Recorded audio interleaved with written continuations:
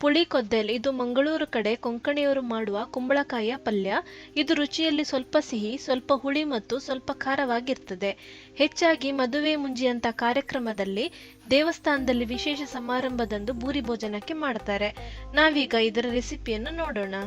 ನಾನಿಲ್ಲಿ 350 ಗ್ರಾಂನಷ್ಟು ಬೂದು ಕುಂಬಳಕಾಯಿಯನ್ನು ತೆಗೆದುಕೊಂಡಿದ್ದೇನೆ. ಮೊದಲಿಗೆ ಇದರ ಸಿಪ್ಪೆಯನ್ನು ಈ ರೀತಿ ತೆಗೆದುಕೊಳ್ಳಿ. ಸಿಪ್ಪೆಯನ್ನು ಸುಲಿದುಕೊಂಡ ನಂತರ ನಾವಿದರ ದೊಡ್ಡ ದೊಡ್ಡ ಹೋಳುಗಳನ್ನಾಗಿ ಮಾಡಿಕೊಳ್ಬೇಕು. ದೊಡ್ಡ ಹೋಳುಗಳಂದ್ರೆ ಬೇರೆ ತರಕಾರಿಗಳಿಗೆ ಹೋಲಿಸಿದ್ರೆ ಗಾತ್ರದಲ್ಲಿ ಸ್ವಲ್ಪ ದೊಡ್ಡದು.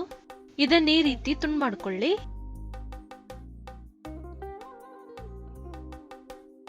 ಇದರ ಹೋಳುಗಳನ್ನು ನಾನೊಂದು ಬೌಲ್ಗೆ ವರ್ಗಾಯಿಸ್ತೇನೆ. ಇದರಲ್ಲಿ ಜಾಸ್ತಿ ಸ್ವಚ್ಛ ಏನು ಮಾಡ್ಲಿಕ್ಕಿಲ್ಲ, ಆದ್ರೂ ಒಂದೆರಡು ಸಲ ನೀರನ್ನು ಹಾಕೊಂಡು ಸ್ವಲ್ಪ ನೀರನ್ನು ಬಸಿದುಕೊಳ್ಳಿ. ಇದಕ್ಕೆ ನೀರನ್ನು ಹಾಕಿ ಸಹ ಇಡ್ಬೋದು. ನಾವೀ ಪಲ್ಯಕ್ಕೆ ಮಸಾಲೆಯನ್ನು ರುಬ್ಬಿಕೊಳ್ಬೇಕು. ಅದಕ್ಕೋಸ್ಕರ ಯಾವುದೆಲ್ಲ ಸಾಮಗ್ರಿಯನ್ನು ಹುರಿಬೇಕು ಅಂತ ನೋಡೋಣ. ಒಂದು ಪ್ಯಾನ್ ನಲ್ಲಿ 3 ಟೀ ಸ್ಪೂನ್ ಅಷ್ಟು ಬಿಳಿ ಎಳ್ಳನ್ನು ಹಾಕಿ. ನೀವಿದಕ್ಕೆ ಕಪ್ಪು ಎಳ್ಳನ್ನು ಸಹ ಉಪಯೋಗಿಸಬಹುದು. ಇದು ಚೆನ್ನಾಗಿ ಪಟಪಟಿಸಿ ಒಳ್ಳೆಯ ಘಮ ಬರುವ ತನಕ ಒಣ ಹುರಿಯಿರಿ. ಇದಕ್ಕೀಗ ಒಳ್ಳೆಯ ಘಮ ಬರ್ತಿದೆ. ನಾನಿದನ್ನು ಒಂದು ಸಪರೇಟ್ ಆದ ಪ್ಲೇಟ್ಗೆ ಹಾಕೊಳ್ತೇನೆ. ನಾವು ಉಳಿದ ಸಾಮಗ್ರಿಗಳನ್ನು ಎಣ್ಣೆಯಲ್ಲಿ ಹುರಿಬೇಕು. ಅದಕ್ಕೋಸ್ಕರ ಇದೇ ಪ್ಯಾನ್ ನಲ್ಲಿ 1 ಟೇಬಲ್ ಸ್ಪೂನ್ ಅಷ್ಟು ತೆಂಗಿನ ಎಣ್ಣೆಯನ್ನು ಹಾಕಿ. ಇದಕ್ಕೆ 12 ಬ್ಯಾಡಗಿ ಒಣಮೆಣಸನ್ನು ಹಾಕಿ. ಕರಾವಳಿ ಭಾಗದ ಜನರು ದಿನನಿತ್ಯದ ಅಡಿಗೆಗೆ ಹೆಚ್ಚಾಗಿ ತೆಂಗಿನ ಎಣ್ಣೆಯನ್ನೇ ಉಪಯೋಗಿಸುತ್ತಾರೆ. ತೆಂಗಿನ ಎಣ್ಣೆಯನ್ನು ಉಪಯೋಗಿಸುವುದರಿಂದ ಯಾವುದೇ ಪಲ್ಯದ ರುಚಿ ತುಂಬಾ ಚೆನ್ನಾಗಿರ್ತದೆ. ಈ ಬ್ಯಾಡಗಿ ಒಣಮೆಣಸನ್ನು ಚೆನ್ನಾಗಿ ರೋಸ್ಟ್ ಮಾಡಿಕೊಂಡ ನಂತರ ಈ ಸೇಮ್ ಪ್ಲೇಟ್ಗೆ ವರ್ಗಾಯಿಸುತ್ತೇನೆ. ನಾನಿದಕ್ಕೆ ಒಂದು ಸಣ್ಣ ತುಂಡು ಹಿಂಗನ್ನು ಹಾಕ್ತೇನೆ. ಇದನ್ನು ಸಹ ಸಣ್ಣ ಊರಿನಲ್ಲಿ 2 ಬದಿ ಚೆನ್ನಾಗಿ ರೋಸ್ಟ್ ಮಾಡ್ಕೊಳ್ಳಿ. ಒಂದು ಬದಿಗೆ ಚೆನ್ನಾಗಿ ಹೊಂಬಣ್ಣ ಬಂದ ನಂತರ ಇದನ್ನು ಮಗುಚಿಕೊಂಡು ಪುನಃ ರೋಸ್ಟ್ ಮಾಡ್ಕೊಳ್ಳಿ. ಜಾಸ್ತಿ ಊರಿನಲ್ಲಿ ಇದು ಬೇಗನೆ ಕಪ್ಪಾಗ್ತದೆ, ಹಾಗಾಗಿ ಸಣ್ಣ ಊರಿನಲ್ಲೇ ರೋಸ್ಟ್ ಮಾಡೋದು ಉತ್ತಮ. ಈಗ 2 ಟೀ ಸ್ಪೂನ್ ಅಷ್ಟು ಕಡಲೆಬೇಳೆಯನ್ನು ಹಾಕಬೇಕು. ನಾನಿದಕ್ಕೆ ಎಕ್ಸ್ಟ್ರಾ ಎಣ್ಣೆಯನ್ನು ಹಾಕ್ಲಿಕ್ಕೆ ಹೋಗುವುದಿಲ್ಲ.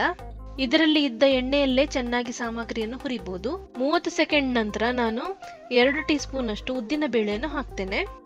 ಪ್ರತಿಯೊಂದು ಸಾಮಗ್ರಿ ಹಾಕಿದ ನಂತರ ಒಂದು 10-20 ಸೆಕೆಂಡ್ ಚೆನ್ನಾಗಿ ಹುರಿಯಿರಿ. ಇದಕ್ಕೀಗ 5 ಕರಿಮೆಣಸನ್ನು ಹಾಕಿ. ಇದನ್ನು ಸಹ ಒಂದು 20 ಸೆಕೆಂಡ್ ಹುರಿತೇನೆ.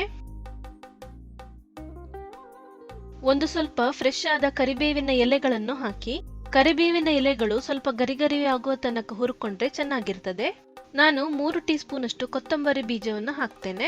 ಕೊತ್ತಂಬರಿ ಜಾಸ್ತಿ ಹೊತ್ತೆಯನ್ನು ತೆಗೆದುಕೊಳ್ಳೋದಿಲ್ಲ ಹುರಿಲಿಕ್ಕೆ. ಇದಕ್ಕೀಗ 1 ತೆಂಗಿನಕಾಯಿಯ 1 ಹೋಳನ್ನು ಚೆನ್ನಾಗಿ ಈ ರೀತಿ ತುರಿದುಕೊಂಡು ಹಾಕಿ. ಕಾಯಿ ತುರಿಯನ್ನು ಚೆನ್ನಾಗಿ ಬಾಡಿಸ್ಕೊಳ್ಬೇಕು. ಈಗ ಅರ್ಧ ಟೀ ಸ್ಪೂನ್ ಅಷ್ಟು ಅರಿಶಿನ ಪುಡಿಯನ್ನು ಹಾಕಬೇಕು. ಪುನಃ ಹುರಿಯುವುದನ್ನು ಮುಂದುವರೆಸಿ.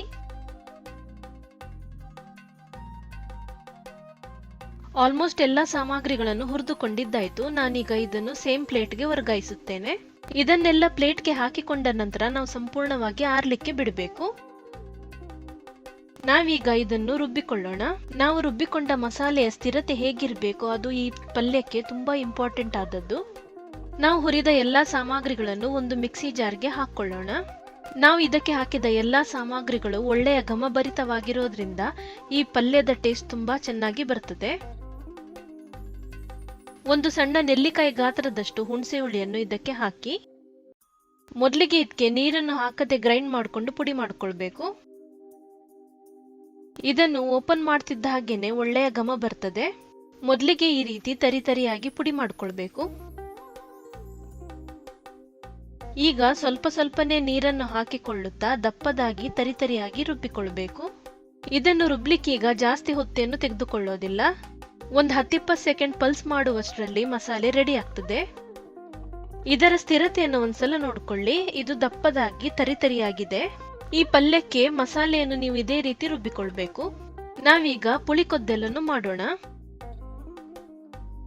ನೀವು ಯಾವ ಪಾತ್ರೆಯಲ್ಲಿ ಕೊದ್ದೆಲನ್ನು ಮಾಡ್ತೀರೋ ಅದೇ ಪಾತ್ರೆಗೆ ಕುಂಬಳಕಾಯಿಯ ಹೋಳುಗಳನ್ನು ಹಾಕಿ.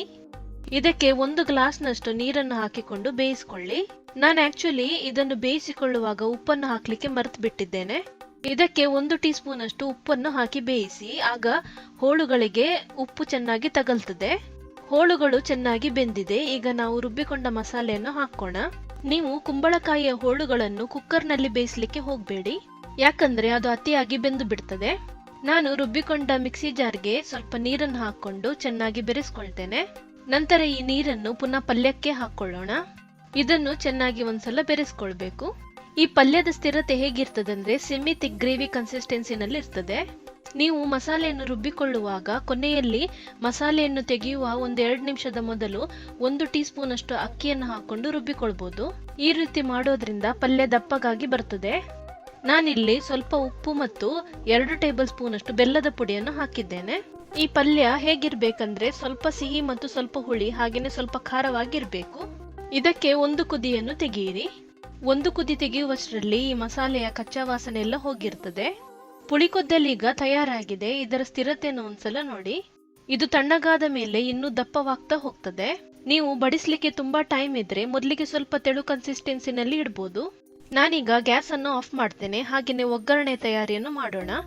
ಒಂದು ಸಣ್ಣ ಪ್ಯಾನ್ ಅಲ್ಲಿ 2 ಟೇಬಲ್ ಸ್ಪೂನ್ ಅಷ್ಟು ತೆಂಗಿನ ಎಣ್ಣೆಯನ್ನು ಹಾಕಿ, ಎಣ್ಣೆ ಬಿಸಿಯಾದ ನಂತರ 1 ಟೀ ಸ್ಪೂನ್ ಅಷ್ಟು ಸಾಸಿವೆಯನ್ನು ಹಾಕಿ ಪಟಪಟಿಸಬೇಕು. ಸ್ವಲ್ಪ ಕರಿಬೇವು ಸೊಪ್ಪಿನ ಎಲೆಗಳನ್ನು ತುಂಡು ಮಾಡಿಕೊಂಡು ಹಾಕಿ. ನಾವು ಒಗ್ಗರಣೆಗೆ ಕೇವಲ 2 ಸಾಮಗ್ರಿಗಳನ್ನು ಉಪಯೋಗಿಸುತ್ತೇವೆ. ಇದನ್ನು ಕೂಡಲೇ ಕೊದ್ದೆಲ್ನ ಮೇಲೆ ಹಾಕಬೇಕು. ಹಾಕಿ ಕೂಡಲೇ ಮುಚ್ಚಳದಿಂದ ಮುಚ್ಚಿಕೊಳ್ಳಿ. ಸ್ವಲ್ಪ ಸಮಯದ ನಂತರ ಕೊದ್ದೆಲ್ನೊಂದಿಗೆ ಒಗ್ಗರಣೆಯನ್ನು ಬೆರೆಸಿಕೊಂಡು ಊಟದ ಸಮಯದಲ್ಲಿ ಬಡಿಸಿರಿ. ನಮ್ಮ ಈ ವಿಡಿಯೋವು ಇಲ್ಲಿಗೆ ಮುಕ್ತಾಯವಾಗುತ್ತದೆ. ನಿಮಗೆಲ್ಲರಿಗೂ ಶುಭ ದಿನ.